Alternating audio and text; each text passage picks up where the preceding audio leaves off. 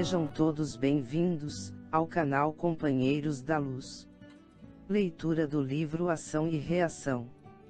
Coleção A Vida no Mundo Espiritual, obra do Espírito André Luiz, por Chico Xavier. Iniciemos então a leitura do capítulo 10. Entendimento. Na noite imediata, em seguida a serviços rotineiros, Silas procurou-nos para a continuação da tarefa encetada. De regresso ao lar de Luiz, alimentamos conversação comum, sem qualquer alusão aos temas da véspera, e, como que sintonizados em nossa onda mental de respeito mútuo, Clarindo e Leonel receberam-nos com discrição e carinho. Afiguraram-se-nos, ambos, sobremaneira trabalhados pelas ideias que o assistente lhes ofertara indiretamente ao espírito. Em casa do situante, o quadro não se alterara. Luiz e os amigos cavaqueavam cordialmente, comentando as pragas do campo e as doenças dos animais, a carestia da vida e os negócios infortunados. Entretanto, os dois irmãos demonstravam-se agora claramente desligados de semelhante painel de sombra. Cumprimentaram-nos com a gentileza irradiante de quem se punha à vontade para acolher-nos e fitaram Silas com desusado interesse. Adivinhava-se que haviam tomado a confissão do assistente para valiosas reflexões. Observando-lhes a metamorfose com inequívocos sinais de contentamento, o chefe de nossa expedição nem de leve se reportou ao problema de Luiz e convidou-os com lhaneza de trato a acompanhar-nos. Mostrando a renovação de que se achavam possuídos, incorporaram-se, de pronto, à nossa pequena caravana, e atendendo à recomendação de Silas, os dois, de mãos entrelaçadas com as nossas, conseguiram volitar com certa facilidade e segurança. Findos alguns minutos, chegamos a vasto hospital de movimentada cidade terrestre. Na portaria, um dos vigilantes espirituais dirigiu-se carinhosamente a Silas, em saudação fraterna, e o nosso dirigente nolo apresentou, atencioso. Este é o nosso companheiro Ludovino, que no momento se encontra encarregado da necessária vigilância, a benefício de alguns enfermos de cuja reencarnação cuida a nossa casa. Abraçamo-nos todos, irmãmente. Logo após, o responsável por nossa equipe de trabalho tomou a palavra, indagando. E a nossa irmã Laudemira? Recolhemos hoje notícias graves. Sim, concordou o interpelado, tudo faz acreditar que a pobrezinha sofrerá perigosa intervenção. Envolta nos fluidos anestesiantes que lhe são desfechados pelos perseguidores, durante o sono, tem a vida uterina sensivelmente prejudicada por extrema apatia. O cirurgião voltará dentro de 1 hora, e na hipótese de os recursos aplicados não surtirem efeito, providenciará uma cesariana como remédio aconselhável. Nosso amigo mostrou funda preocupação a vincar-lhe o semblante habitualmente calmo, e ajuntou. Uma operação dessa espécie acarretar-lhe-á grandes prejuízos para o futuro. Consoante o programa organizado, em favor dela, cabe-lhe receber ainda mais 3 filhos no templo do lar, de modo a utilizar-se do presente estágio humano, com tanta eficiência quanto se torne possível. O guarda fixou um gesto de respeito e ponderou. Creio, então, que não há tempo a perder. Silas tomou-nos a dianteira e conduziu-nos à pequena enfermaria, onde jovem senhora se lamentava, aflita. Simpática matrona de nevados cabelos, em cuja ternura percebíamos a presença materna, velava, atenta, acariciando-lhe as mãos inquietas. Notando a expressão de pavor que os olhos da doente exibiam em pranto, procurei a palavra de Silas, quanto à causa de tão agoniado padecimento. Nossa irmã esclareceu, prestativo será novamente mãe, em minutos breves. Encontra-se, porém, algemada a provas difíceis. Demorou-se muito tempo, em nossa mansão, antes de retornar ao corpo denso de carne, sempre vigiada por inimigos que ela mesma criou em outro tempo, quando se valeu da beleza física para acompliciar-se com o crime. Bela mulher, atuou em decisões políticas que arruinaram a estrada de muita gente.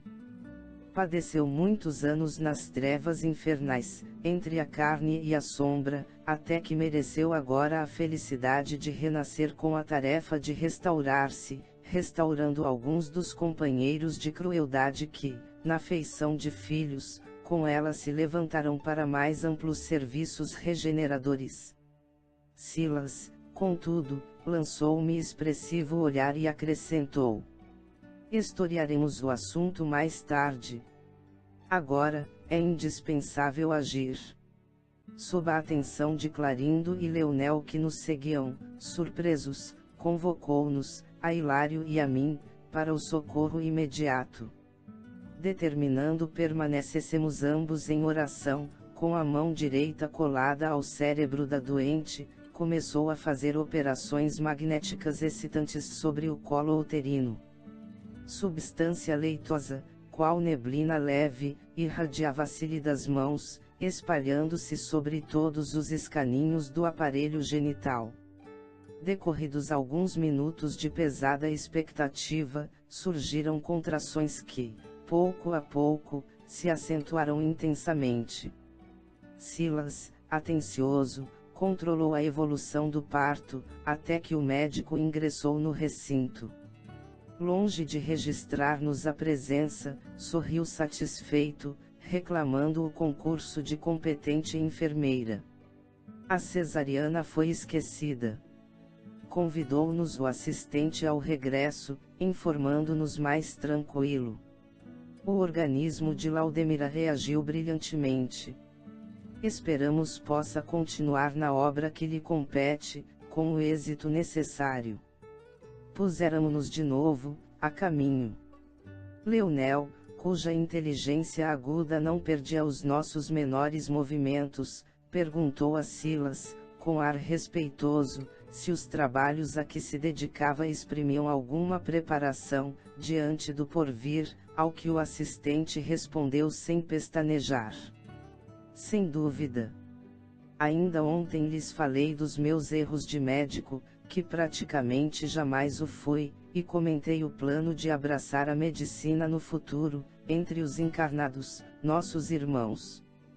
Todavia, para que eu mereça a sorte de tal reconquista, consagro-me, nas regiões inferiores que me servem de domicílio, ao Ministério do Alívio, criando causas benéficas para os serviços que virão. Causas. Causas. Murmurou Clarindo, algo espantado. Sim, procurando ajudar espontaneamente além dos deveres que me são impostos, na luta pela recuperação moral de mim mesmo, com a bênção divina alongarei a sementeira de simpatia em meu favor. E, relanceando significativamente o olhar sobre nós, acentuou, em seguida a breve minuto de reflexão. Um dia, consoante as dívidas que me pedem resgate, estarei novamente entre as criaturas encarnadas, e para solver minhas culpas, também sofrerei obstáculo e dúvida, enfermidade e aflição. Que mãos caridosas e amigas me amparem daqui, em nome de Deus, porque isoladamente ninguém consegue vencer. E para que braços amorosos se me estendam, mais tarde, é imperioso movimente agora os meus no voluntário exercício da solidariedade. O ensinamento era precioso, não apenas para os dois perseguidores que o registravam, perplexos, mas também para nós que reconhecíamos, mais uma vez, a infinita bondade do Supremo Senhor, que, ainda mesmo nos mais tenebrosos ângulos da sombra, nos permite trabalhar pelo incessante engrandecimento do bem, como o abençoado preço de nossa felicidade. Enquanto volitávamos de retorno, Hilário, antecipando-me na curiosidade, inclinou a conversação para o caso de Laudemira. Era conhecida de Silas, desde muito tempo. Assumira, assim, compromissos tão graves para com a maternidade. Que papel representavam os filhos junto dela? Credores ou devedores? Silas sorriu complacente para a arguição cerrada e explicou. Inegavelmente, creio que o processo redentor de nossa amiga serve por tema palpitante nos estudos de causa e efeito que vocês vão acumulando. Entregou-se a longa pausa de consulta à memória e prosseguiu. Não podemos, assim de relance, mergulhar pormenorizadamente no passado que lhe diz respeito, nem posso de mim mesmo cometer qualquer indiscrição, abusando da confiança que a mansão me outorga, no exercício de meus encargos. Entretanto, a título de nossa edificação espiritual, posso adiantar-lhes que as penas de Laudemira, na atualidade, resultam de pesados débitos por ela contraídos, há pouco mais de 5 séculos. Dama de elevada situação hierárquica na corte de Joana II, rainha de Nápoles, de 1414 a 1435, possuía 2 irmãos consanguíneos que lhe apoiavam todos os planos loucos de vaidade e domínio. Casou-se, mas sentindo na presença do marido um entrave ao desdobramento das leviandades que lhe marcavam o caráter, acabou constrangendo-o a enfrentar o punhal dos favoritos, arrastando-o para a morte. Viúva e dona de bens consideráveis, cresceu em prestígio, por haver favorecido o casamento da rainha, então viúva de Guilherme, duque da Áustria, com Jaime de Bourbon, conde de La Marche. Desde aí, mais intimamente associada às aventuras de sua soberana, confiou-se a prazeres e dissipações, nos quais perturbou a conduta de muitos homens de bem e arruinou as construções domésticas, elevadas e dignas, de várias mulheres do seu tempo. Menosprezou sagradas oportunidades de educação e beneficência que lhe foram concedidas pela bondade celeste, aproveitando-se da nobreza precária para desvairar-se na irreflexão e no crime. Foi assim que, ao desencarnar, no fastígio da opulência material, nos meados do século XV, desceu a medonhas profundezas infernais, onde padeceu o assédio de ferozes inimigos que lhe não perdoaram os delitos e deserções. Sofreu por mais de 100 anos consecutivos nas trevas densas, conservando a mente parada nas ilusões que lhe eram próprias, voltando à carne por 4 vezes sucessivas, por intercessão de amigos do plano superior, em cruciantes problemas expiatórios, no decurso dos quais, na condição de mulher, embora abraçando novos compromissos, experimentou pavorosos vexames e humilhações da parte de homens sem escrúpulos que lhe asfixiavam todos os sonhos. Mas perguntou Hilário, de cada vez que se retirava da carne, nas 4 existências a que alude, continuava ligada às sombras. Como não? Exclamou o assistente. Quando a queda no abismo é de longo curso, ninguém emerge de um salto. Ela naturalmente entrava pela porta do túmulo e saía pela porta do berço, transportando consigo desajustes interiores que não podia sanar de momento para outro. Se a situação era assim inalterável, ponderou meu colega, para que retomar o corpo físico? Não lhe bastaria sofrer na dolorosa purgação daqui deste lado, sem renascer na esfera carnal. A observação é compreensível, ajuntou Silas paciente, entretanto, nossa irmã, com o amparo de abnegados companheiros, voltou ao pagamento parcelado das suas dívidas, reaproximando-se de credores reencarnados, não obstante mentalmente jungida aos planos inferiores, desfrutando a bênção do ouvido temporário, com o que lhe foi possível angariar preciosa renovação de forças. Mas sempre conseguiu ressarcir, de alguma sorte, os débitos em que se emaranhou. De alguma sorte, sim, porque padeceu tremendos golpes no orgulho que trazia cristalizado no coração. Contudo, a par disso, contraiu novas dívidas, de vez que, em certas ocasiões, não conseguiu superar a aversão instintiva, diante dos adversários aos quais passou a dever trabalho e obediência, chegando ao infortúnio de afogar uma criancinha que mal ensaiava os primeiros passos, de modo a ferir a senhora da casa em que servia de ama, tentando vingar-se de crueldades recebidas. Depois de cada desencarnação, regressava habitualmente às zonas purgatoriais de que procedia, com alguma vantagem no acerto das suas contas, mas não com valores acumulados, imprescindíveis à definitiva libertação das sombras, porque todos somos tardios na decisão de pagar nossos débitos, até o integral sacrifício. Contudo, tornou hilário, sempre que regressava à esfera espiritual, de certo contava com o auxílio dos benfeitores que procuram refrear-lhe os desatinos. Exatamente, confirmou Silas, ninguém está condenado ao abandono.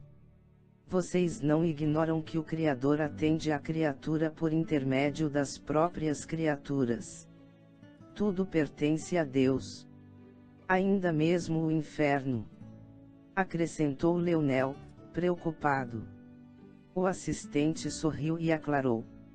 O inferno, a rigor, é obra nossa, genuinamente nossa, mas imaginemo-lo, assim, à maneira de uma construção indigna e calamitosa, no terreno da vida, que é criação de Deus. Tendo abusado de nossa razão e conhecimento para gerar semelhante monstro, no espaço divino, compete-nos a obrigação de destruí-lo para edificar o paraíso no lugar que ele ocupa indebitamente. Para isso, o infinito amor do Pai Celeste nos auxilia de múltiplos modos, a fim de que possamos atender à perfeita justiça. Entendido? A explicação não podia ser mais clara, entretanto, Hilário parecia interessado em solver qualquer dúvida, e talvez por isso, inquiriu novamente.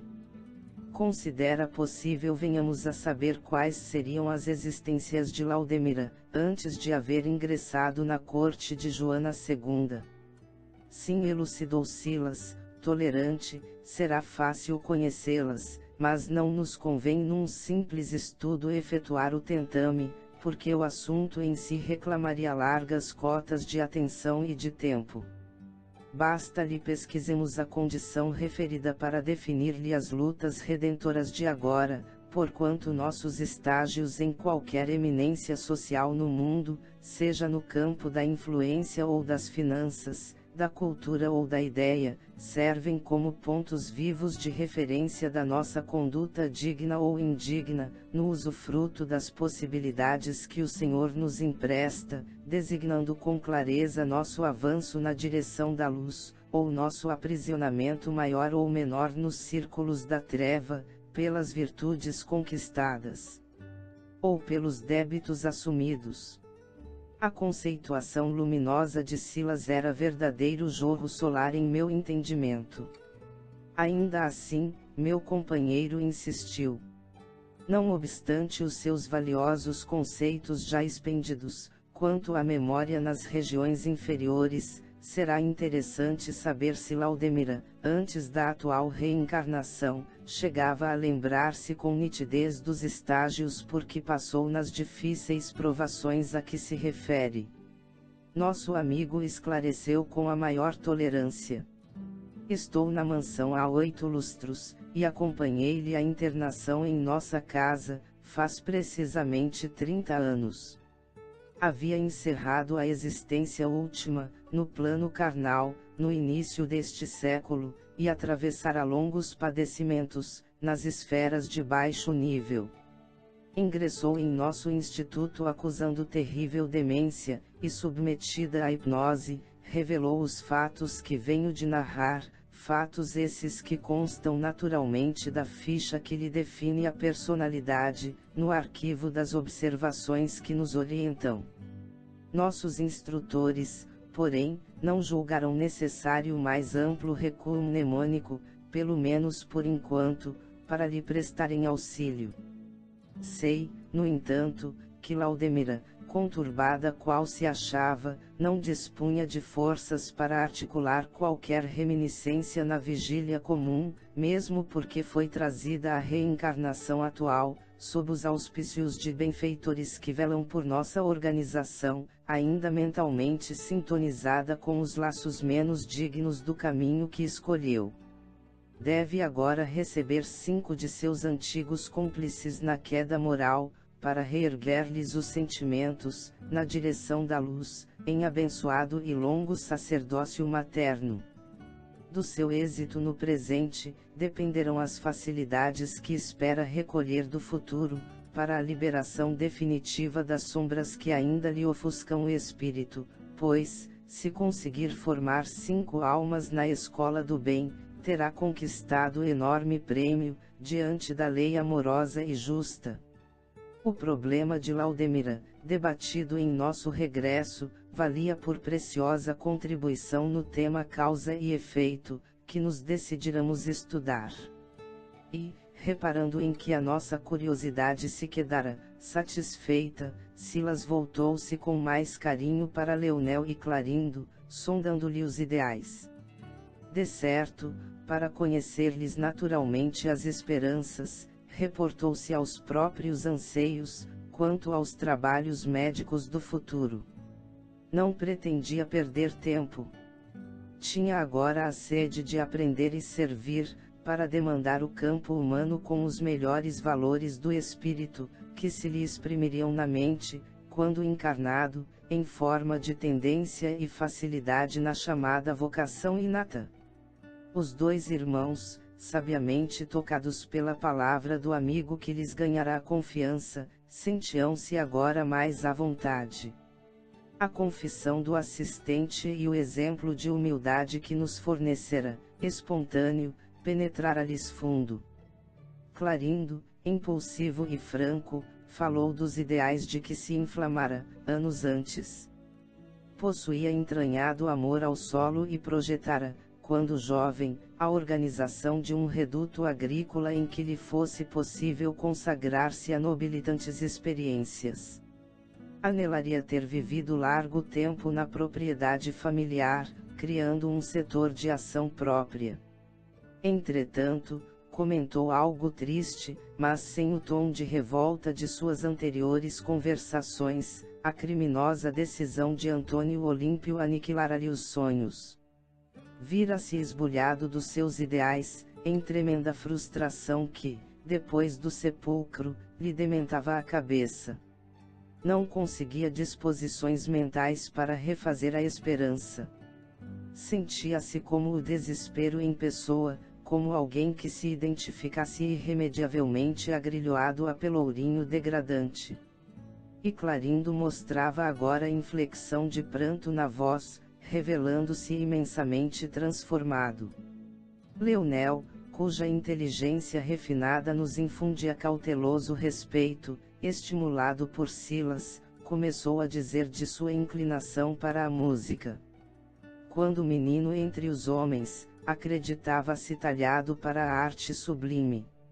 Jovem, apaixonara-se pela obra de Beethoven, cuja biografia guardava de cor. Em razão disso, não buscava tão somente o título de bacharel para o qual se preparava, mas também os louros de pianista, com o que se sentiria sumamente feliz. No entanto, e exprimia-se carregando a voz de irreprimível amargura, o homicídio de que fora vítima turvara-lhe a visão. Albergava no íntimo tão somente o ódio que passara a reger-lhe a existência, e com o ódio no coração, não sabia rearquitetar os castelos do princípio. Leonel fez longa pausa e acentuou com agradável surpresa para nós. Entretanto, em nossos contatos pessoais nos dias últimos, começo a perceber que, Se tivemos a experiência física ceifada em plena juventude do corpo, indubitavelmente possuíamos débitos que justificavam provação assim tão rude, embora isso não exima Antônio Olímpio, o irmão ingrato, da culpa que carrega, esposando a responsabilidade do horrível assassínio com que nos precipitou nas sombras. Exatamente, acrescentou Silas emocionado, seu argumento denuncia grande renovação. Contudo, o assistente não pôde continuar, porque Leonel mergulhou a cabeça nas mãos e clamou em lágrimas. Mas, ó Deus, porque só conhecemos a alta virtude do perdão, quando já nos enodoamos no crime? Porque só tão tarde o desejo de restaurar o campo de nossas aspirações, quando a vingança já nos crestou a vida no incêndio do mal?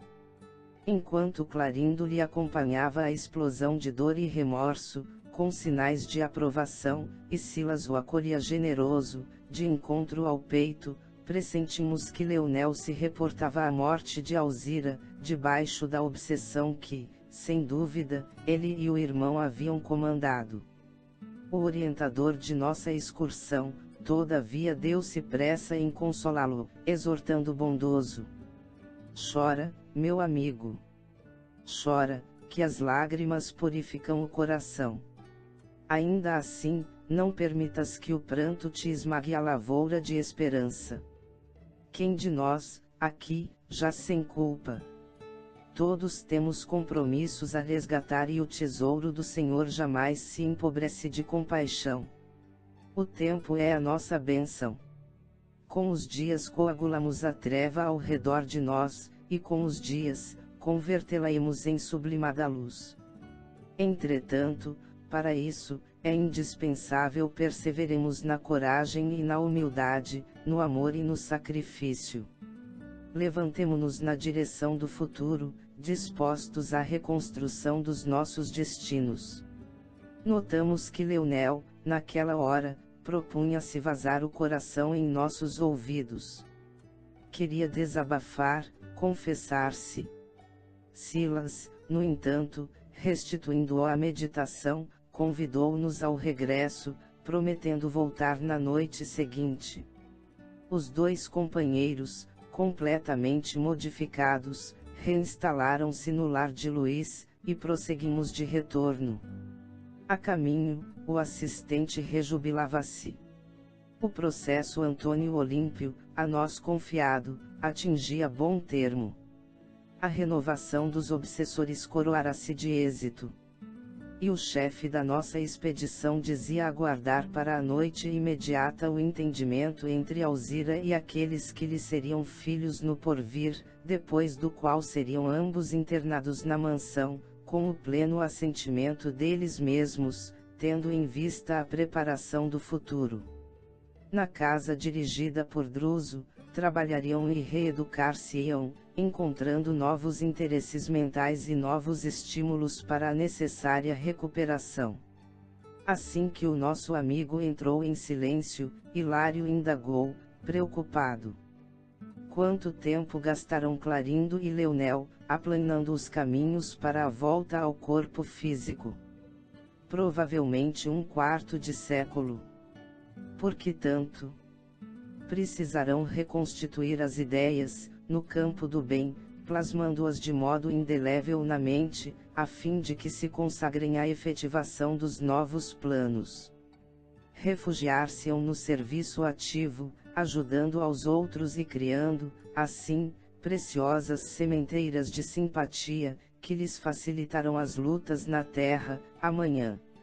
No trabalho e no estudo, tanto quanto nos empreendimentos da pura fraternidade, amealharão incorruptíveis valores morais, e a reeducação, dessa forma, aperfeiçoar-lhes as tendências, predispondo-os à vitória de que necessitam nas provações remissoras.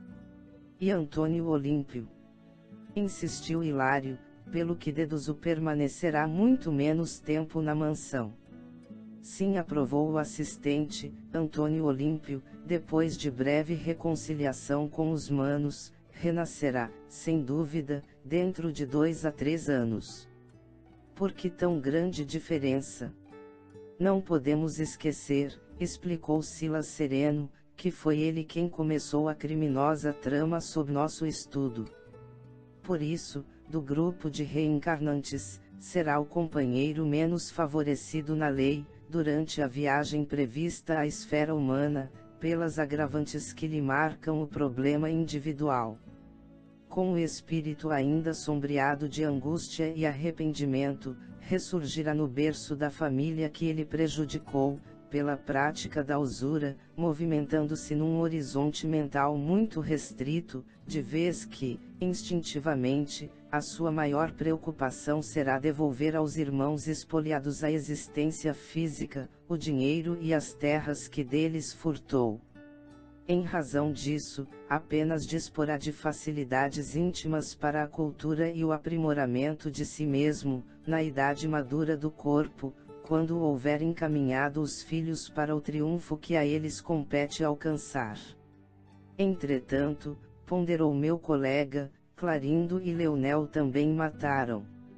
E de certo pagarão por isso, contudo, não podemos negar-lhes atenuantes no lamentável delito. Antônio Olímpio planejou o crime, friamente, para acomodar-se nas vantagens materiais que lhe adviriam da crueldade e da violência, e os irmãos infelizes agiram no pesadelo do ódio, traumatizados de pavorosa dor. Inegavelmente, Clarindo e Leonel padecem angústia e remorso, devendo sofrer doloroso resgate, em momento oportuno, mas, ainda assim, são credores do irmão que lhes retardou os passos evolutivos. E Alzira nessa história? Alzira já conseguiu entesourar bastante amor para entender, perdoar e auxiliar. Por esse motivo, dispõe, diante da lei, do poder de ajudar, tanto ao esposo como aos cunhados, até agora infelizes, tanto ao filho Luiz, ainda na carne, como a todos os descendentes de sua organização familiar, porque, quanto mais amor puro no espírito, mais amplos recursos da alma perante Deus. E, lançando expressivo olhar sobre nós, acentuou: aqueles que amam realmente, governam a vida. Sentia-me satisfeito. Os conceitos não poderiam ser mais claros.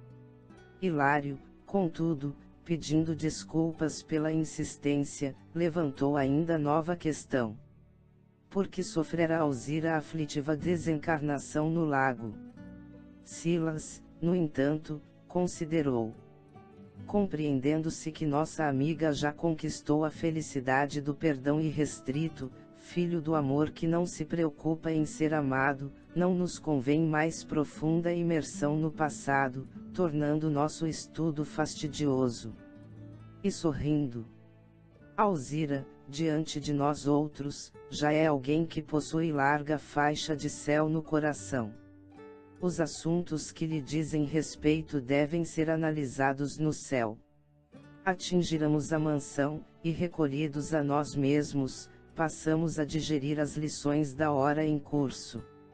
As peças de amor e ódio, sofrimento e vingança do processo Antônio Olímpio eram as mesmas de nossos dramas pessoais, destacando a necessidade de amor e perdão em nossas vidas, para que, através do sentimento puro, pudéssemos avançar da sombra para a luz. Nessas graves reflexões, aguardamos ansiosamente a noite seguinte. E, em chegando a hora abençoada de nossos estudos, o assistente entendeu-se com a irmã Alzira, em longa conversação particular, solicitando-lhe nos reencontrar-se, a determinada hora, no lago em que ocorrerá a desencarnação dela. Em seguida, recomendou a duas cooperadoras da casa lhe acompanhassem a viagem, instruindo-as para que nossa amiga somente viesse até nós quando chamada por nosso grupo em serviço. Depois da costumeira excursão, entrávamos no lar de Luiz, onde Clarindo e Leonel nos aguardavam com carinhoso interesse. Silas reconduziu-nos ao hospital que visitáramos na véspera, administrando passes magnéticos em Laudemira e no filhinho recém-nato, e findas essas ligeiras atividades de assistência, transportou-nos para vasto domicílio, em cujo umbral um velhinho desencarnado, de fisionomia simpática, recebeu-nos amavelmente. É o nosso irmão Paulino, que vem amparando as obras do filho, dedicado à engenharia na terra, explicou o orientador de nossas tarefas. E Paulino deu-nos acesso ao interior familiar, situando-nos num espaçoso gabinete em que um homem maduro jazia debruçado sobre um livro. O generoso anfitrião nulo apresentou como sendo o filho encarnado, cuja missão técnica assistia com invariável desvelo. E, porque indagasse ao diretor de nossa excursão em que poderia servir-nos, Silas rogou-lhe os bons ofícios, junto ao filho, para que nos fosse propiciado, ali, o prazer de alguns momentos de música, solicitando-lhe, se possível, alguma página especial de Beethoven. Com surpresa, vimos nosso amigo abeirar-se do engenheiro, segredando-lhe algo aos ouvidos. E, longe de assinalar-nos a presença, qual se estivesse constrangido por si mesmo a ouvir música, o cavalheiro interrompeu a leitura, dirigiu-se à eletrola e consultou pequena discoteca, de que retirou a pastoral do grande compositor a que nos referimos. Em breves momentos, o recinto povoava-se para nós de encantamento e alegria, sonoridade e beleza. Silas, com alma e coração, ouvia conosco a sinfonia admirável, toda ela estruturada em bênçãos da natureza sublimada. Com Clarindo, atraído para as lides campestres, sentíamos mentalmente a presença do bosque, repleto de pássaros cantores sobrevoando um regato cristalino a deslizar sobre leitosos seixos, e, qual se a paisagem imaginária obedecesse à narração melódica, vimos-la transformar-se, de repente, dando-nos a ideia de que o céu, antes azul, se cobria de nuvens pesadas e pardacentas, a despejarem faíscas e trovões, para depois retornar ao quadro florido, entre cânticos e preces. E, com Leonel, apaixonado pela arte divina, registrávamos o império da música, em sua majestade soberana, arrebatando-nos as mais sublimes emoções. Aqueles minutos valiam para nós como abençoada oração. Os lances da magnífica sinfonia como que nos elevavam a círculos harmoniosos de ignota beleza e todos trazíamos lágrimas abundantes, de vez que os encantadores acordes em movimento possuíam a faculdade de lavar-nos, miraculosamente, os refolhos do ser. Findas as notas derradeiras, despedimo-nos, maravilhados. Nossos pensamentos vibravam em sintonia mais pura, e os nossos corações pareciam mais fraternos. Por solicitação de Leonel, que parecia atender instintivamente à sugestão de Silas, demandamos o lago na velha propriedade dos Olímpios. O plenilúnio coroava o campo de prateadas fulgurações. A noite ia alta. Tomando a iniciativa, o irmão de Clarindo passou, então, a relatar-nos quanto já sabíamos, detendo-se em copioso pranto, ao referir-se à morte da cunhada, sobre quem atirara as farpas da sua ira. Extremamente surpreendidos, Hilário e eu anotávamos a paciente atenção de Silas em lhe ouvindo a confissão, qual se o assunto lhe fora absoluta novidade. Depois de mais de 1 hora, em que nosso companheiro sofredor se mantivera com a palavra, o assistente, em particular, chamou-nos a mais nobre compreensão, declarando a Hilário e a mim que o nosso amigo tinha necessidade de expungir do coração ferido as suas dores, e que, de nossa parte, embora lhe conhecêssemos o drama íntimo, não nos cabia cercear-lhe a confissão e sim recolhê-la fraternalmente, partilhando-lhe a carga de aflição, para que se lhe aliviassem as chagas do pensamento. Logo após, Silas envolveu a ambos os irmãos numa interessante palestra, propondo-lhes o reajustamento por meio de luta reparadora. Não desejariam retomar, porventura, o caminho terrestre. por que não abraçarem trabalho novo, buscando o renascimento na mesma família de que provinham? Não seria mais agradável e mais fácil conquistar a reconciliação, e com isso, reentrar na posse das antigas aspirações, marchando com elas, no plano físico, ao encontro de preciosos degraus para a vida superior? Leonel e Clarindo, porém, quase que de modo simultâneo, lamentaram-se quanto ao problema de Alzira. Em verdade, no desespero da própria causa, haviam aceitado as sugestões da loucura, gastaram anos a fio estendendo a crueldade nas trevas, entretanto, nada lhes doía tanto como a violência praticada contra a esposa de Antônio Olímpio que, horrorizada ante a perseguição deles, se havia arrojado naquelas águas de terríveis reminiscências. Mas, e se Alzira lhes trouxesse em pessoa o abraço de entendimento e de auxílio? E como sorrissem de esperança, no turbilhão das próprias lágrimas, o assistente afastou-se por alguns minutos e voltou, trazendo em sua companhia a generosa irmã que, envergando cintilante roupagem, lhes estendeu as mãos, a ofertar-lhes o colo maternal, resplendente de amor. Leonel e Clarindo, qual se fossem feridos de morte, caíram genuflexos, esmagados de medo e júbilo. Alzira, no entanto, afagou-lhes as cabeças submissas e falou em tom comovente: Filhos de minha alma, rendamos graças a Deus por esta hora de bênção. E porque Leonel tentasse em vão pedir-lhe perdão, ensaiando monossílabos cortados pelos soluços, a genitora de Luís suplicou, humilde: Sou eu quem deve ajoelhar-se, implorando-lhes caridoso indulto. O crime de meu esposo é também meu crime. Vocês foram espoliados dos mais belos sonhos, quando a mocidade terrestre começava a sorrir-lhes. Nossa desregrada ambição, contudo, furtou-lhes os recursos e as possibilidades, inclusive a existência. Perdoem-nos. Pagaremos nossas dívidas, ajudar-nos ao Senhor na recuperação de nossa casa. Em breve, Antônio Olímpio e eu estaremos novamente no plano físico, e com o apoio da misericórdia divina, restituiremos a vocês o sítio que não nos pertence. Permitam, meus filhos, possa honrar-se minha alma com o privilégio de ser-lhes amorosa mãe no mundo. Para restaurar-lhes a esperança e refazer-lhes o ideal, ofereço-lhes o meu coração. Conceder-me ao Senhor a bênção de agasalhá-los em meu seio, criando-os com o hálito de meus beijos e com o orvalho de minhas lágrimas.